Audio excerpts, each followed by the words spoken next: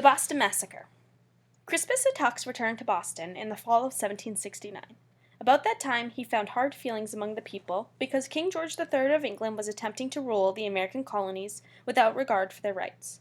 The colonists, especially in Massachusetts, complained that the mother country was unfair.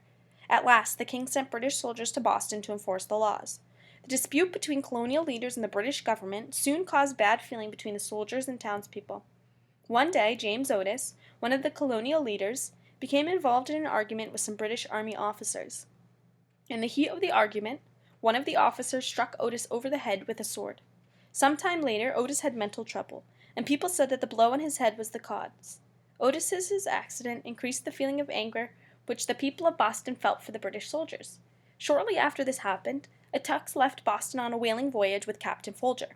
When he returned in February 1770, trouble between the people of Boston and the soldiers had become even worse. One day a crowd of citizens attacked a man named Richardson, whom they accused of being a traitor. When Richardson reached the safety of his own house, he fired on the crowd and killed a young boy and wounded another. Attucks watched this event silently. Later he attended the boy's funeral and heard the boy spoken of as a martyr to the cause of American freedom. Attucks was greatly impressed with these words and became interested in the cause of freedom. He hoped his ship would not leave Boston until he could learn more about it. When Richardson was tried for murder of the boy, Attucks was in the courtroom, watching and listening. He was greatly upset when Richardson was judged innocent and set free. He felt that Richardson should have been punished. 20 years before, Attucks had run away, seeking freedom for himself. Now, as he listened to the Richardson trial, he became greatly interested in this new cause for freedom. He decided to seek freedom not only for himself, but for the whole colony. Attucks frequently mingled with crowds of men that gathered in the streets and squares.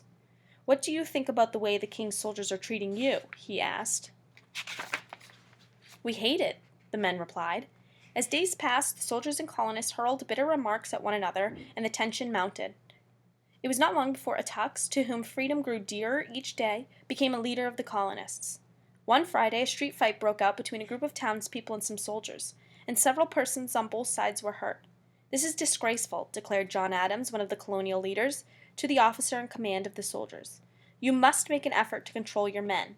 "And you must control the colonists," the officer replied. "They act like barbarians." Over the weekend, the situation grew worse. People gathered in groups to discuss what had happened. "This is the end," some said. "Blood will surely flow now." The confusion grew worse when the soldiers rushed from their barracks and threatened the people. They were armed with swords, muskets, bayonets, clubs, and anything else they could lay their hands on. They probably meant only to frighten people, but the colonists began to arm themselves with clubs. Attucks spoke briefly to the crowd in the square. He mounted a platform that had been erected for speakers. The crowd pressed forward to listen as his voice boomed out. "The way to be free is to strike out against those who would have enslaved you. You must stick together. You are in the right and must not be afraid. You must have courage." He spoke to the crowd as if he had been speaking in public for years. Somehow, now he felt that he must bind these patriots together in a common cause, just as he had spoken to members of his crew on the ship to bind them together. "We will not be taxed by the government of British 3,000 miles away," one patriot cried. "We don't send representatives over to the English Parliament. We tried to settle this tax business 3 years ago." The crowd murmured its approval. "So we did," another patriot said. "Samuel Adams stated our rights as Americans some time ago, but the king ignored his letter." "What can we do?" asked a third man. "We came to this country to be free, but the king will not grant us even the freedom that other Englishmen enjoy." "That's right," added a fourth patriot. "When the king demands our money, he gets all that we have. Conditions here today are no better than they once were in England." The crowd nodded and looked at Attucks, who stood on the platform listening. "The laws which Parliament has passed interfere with trade and enable English merchants to greater profits at our expense," he said. "Then what did the king do when you refused to pay his taxes?" He pointed at the British soldiers nearby. "It is not fair for the king to send soldiers here to enforce his unjust laws." By now the soldiers were close behind the crowd. "Who says so?" shouted one soldier.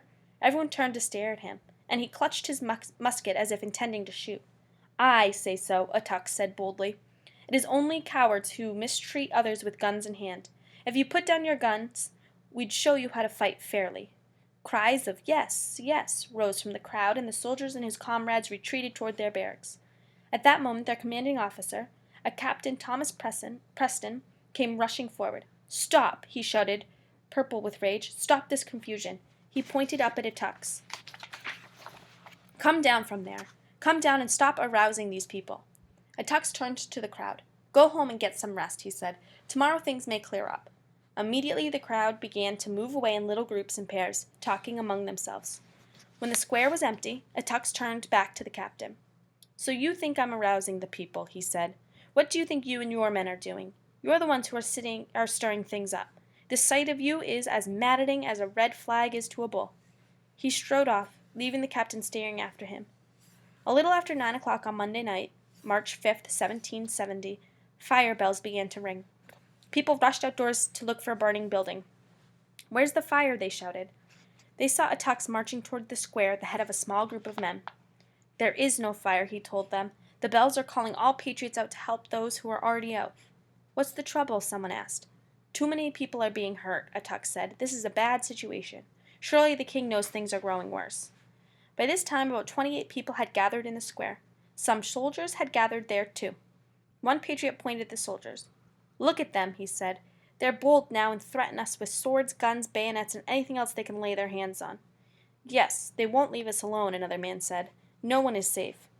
"Women are afraid to leave their homes," added another. "Children are afraid to play outside. What are we to do?"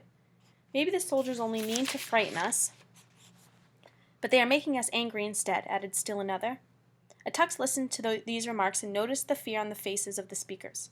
At last he said, "I'm going down to the docks. I will return shortly." He hurried away. Not long afterward, a soldier got into an argument with a young boy. The fire bell began to ring again. "Why is the bell ringing now? Where is the fire?" the soldier asked. "There isn't any fire," said a patriot. "The bell is ringing to call out more people. We saw you pick a fight with Squire Holt's boy, and we know no one is safe. We're calling people out for our own protection." He joined the crowd that was assembling in the square. Bells were ringing everywhere now, sounding the alarm. The patriots shouted threateningly at the soldiers, and the soldiers shouted back in the same manner. A group of patriots gathered around the boy and shook their makeshift weapons defiantly. The soldiers fell back and sent for Captain Preston, who hurried to the square with 8 additional men. The warlike, determined attitude of the captain and his men alarmed the patriots. They looked around for Attucks, and when they failed to see him, some of them ran. Finally, someone shouted, "Here he comes!" and everyone turned to look. Attucks came striding up Cornhill Street, followed by 50 or 60 men, mostly sailors, a giant of a man, reckless and bold, armed with a piece of cordwood. A light snow had fallen during the day, but now the moon was shining on the cold, snow-covered street. Suddenly the night was quiet except for the shuffle of the sailors' feet. A few soldiers fled, but Captain Preston and his 8 men stood firm, watching Attucks and the sailors approach, chanting. "The way to get rid of these soldiers is to attack the main guard," Attucks told his men. "Strike at the root." He reached the soldiers and stopped at the very tips of their bayonets. "This is the nest," he said. The crowd grew quiet and tense. "You are cowards for bringing guns against unarmed people," Attucks told the captain. "Put down your guns and let us settle this man to man." Someone in the crowd threw a rock at the soldiers. Then others struck at the soldiers' guns with their sticks. Suddenly, Crispus Attucks' challenge was answered by a shout, "Fire!" No one knew who gave the order, but at that first shot, fired by a soldier named Montgomery, Crispus Attucks fell dead. 4 of his companions also fell. 2, Samuel Gray and James Caldwell, were killed immediately on the spot, and the other 2, Samuel Maverick and Patrick Carr, died a day or 2 later. When the shouting occurred, Samuel Adams was a block away in Faneuil Hall. Hearing the shots, he ran excitedly into the streets and shouted, "Stop this disgraceful exhibition." Soon he came upon the still forms of Attucks and the others and stopped short, crying, "Lord, have mercy on us all." Thursday, March 8, 1770, was a solemn day in Boston, one of the most solemn in the city's history. All the bells in the city, and those in the neighboring Charlestown and Roxbury, tolled to announce the funeral of 4 victims of the Boston Massacre. The bodies of Attucks and Caldwell, who were strangers in town, had been taken to Faneuil Hall. The bodies of Maverick and Gray had been taken to the homes of their families. The 4 hearses bearing the bodies met near the Custom House, the scene of the fighting. From there, they proceeded to the Middle Burying Ground, one of the city's oldest cemeteries. An immense crowd of people followed the hearses through the streets to pay tribute to the fallen men. First came the poorer people of the city, marching 6 abreast on foot. Behind them came carriages belonging to the city's leading citizens. Everyone wanted to show the king and his government how Boston felt about the death of the Patriots. Samuel Adams and other patriots had helped to plan the solemn procession, which followed the hearses through the streets. They knew that the people were greatly shocked and wanted to keep them aroused. They knew that the time was near to fight for independence and wanted everyone to be ready to fight. When the procession reached the middle burying ground, the people gathered around and watched the 4 victims lowered to a single grave with solemn ceremony. The weather was still wintry, but neither the sunless sky nor the frosty air tempted them to hurry home. They lingered about the grave or gathered in small groups to discuss the tragic and exciting event which had happened. Everyone feared that the greater trouble would come in the days ahead. The people were both stunned and aroused. An article in a Boston newspaper described the deaths of the Patriots as follows: "The aggravated circumstances of their death, the distress and sorrow visible in every countenance, together with the peculiar solemnity with which the funeral was conducted, surpasses description." Later in the day, a large crowd assembled in Dock Square to hear a memorial ceremony. Their heads were bowed and uncovered. Various people rose to speak about the massacre, as the people of Boston called the fight. One after another, they paid tribute to the brave men who had fallen. Several speeches made special mention of Crispus Attucks. "If a crisis makes a man, this Boston massacre counts for Crispus Attucks," said one of the speakers. "It filled him with a passion for freedom, caused him to be intolerant of intolerance, endowed him with native daring, made him courageous to lead even under adverse and unfavorable conditions. If a crisis does not make a man, he would have been great without the occurrence of the Boston Massacre." The ceremony was brief but impressive. At the close, a minister read from the Bible and spoke solemnly to the hushed crowd. "Let us pay solemn tribute to these men who died for us," he said, looking out at his audience. "Remember that we came to these shores seeking freedom, yet tyranny exists here. These men acted for the welfare of us all." The first to fall in the massacre was Crispus Attucks, a hero, 47 years of age. He was born a slave who ran away from his master in Framingham, and has earned an honest living on a whaling ship. As a seaman, he obviously came to feel keenly the restrictions which England imposed on us. His death is significant because it demonstrates his loyalty to a country in which he was not actually free. In spite of this fact, he gave to his life to help us get rid of the shackles that bind us. His sacrifice serves as a rallying cry for freedom. 18 centuries before Attucks came a martyr for our welfare, the minister went on. Legend tells us that a Negro bore the cross to Calvary for Jesus.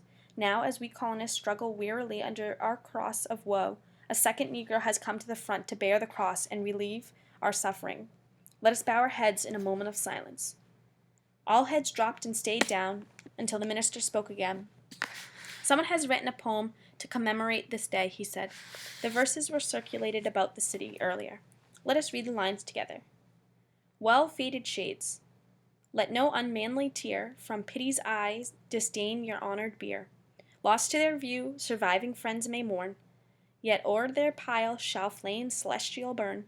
Long as in freedom's cause the wise contend, dear to your country shall your fame extend. While to the world the lettered stone shall tell how Caldwell, Attucks, Gray, and Maverick fell." A few days later, one of the leading patriots, John Adams, wrote a letter to one of his friends. In this letter, he described Attucks's role of leadership in these words: "This was the declaration of war and has been fulfilled.